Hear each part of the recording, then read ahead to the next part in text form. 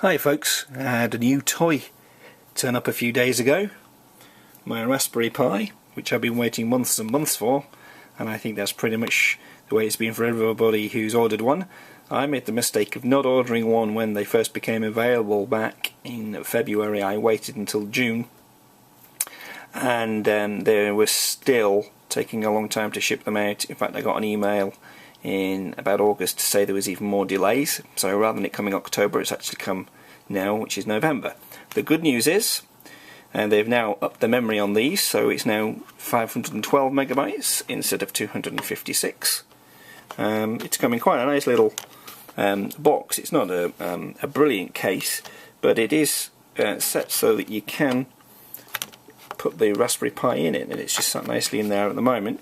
And I don't know if I can show you that. If I take the Raspberry Pi out, you can see that there is a spot there for your SD card. Well, I've left the SD card in because it will sit nicely in its little caddy with the SD card in. I didn't order an SD card or an operating system to go with it because I thought there was no point, and that's downloadable. So I've downloaded Raspbian Wheezy, and we've been having a play, and it works rather nicely.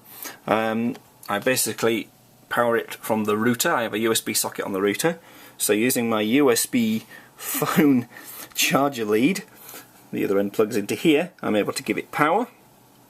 We connect it up to the network using the network port, and I've got this set up now so I can access it through my PC using VNC. It took a bit of doing. There was a lot of instructions on the internet that involved various complicated scripts that wouldn't work for me, and in the end it was one line added to a config file that got it sorted.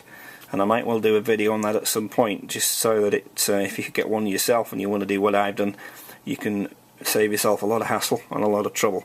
If you're not familiar with the Raspberry Pi, it's a complete computer on a board the size of a credit card. If you just put my hand over the whole thing, as you can see, not particularly big at all.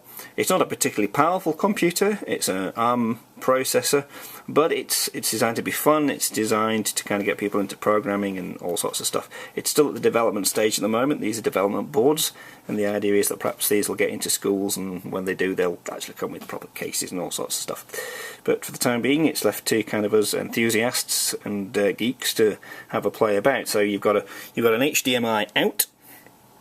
This is capable of running HD video, so it's pretty impressive for that. And you've also got a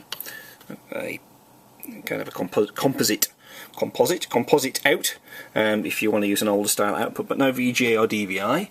So what I did to get this thing up and running was I have actually got an HDMI to DVI cable, and that actually means you can connect it up to an ordinary computer monitor, unless of course you've got a monitor with HDMI. You've also got a 3.5mm stereo audio output, 2 USB ports, so again you can connect a mouse and a keyboard up to it. You know, you don't have to run it headless like I am. You can connect everything directly in, which is what I did first, obviously, to get the thing going. In fact, I connected up a wireless keyboard and mouse. It's my all-in-one unit I use for my home theatre PC. It saved me having to take my main computer apart, and that worked straight out of the box, which is really, really good. I have played some audio through this. The quality is what you'd expect from a 3.5mm audio jack. I haven't tried the audio through the HDMI, but the picture through the HDMI was pretty good. In fact, it's better than running it through VNC, to be honest. So anyway, I thought I'd just introduce you to that, and you may well see some more videos involving it over the next few months or so. Thanks for watching.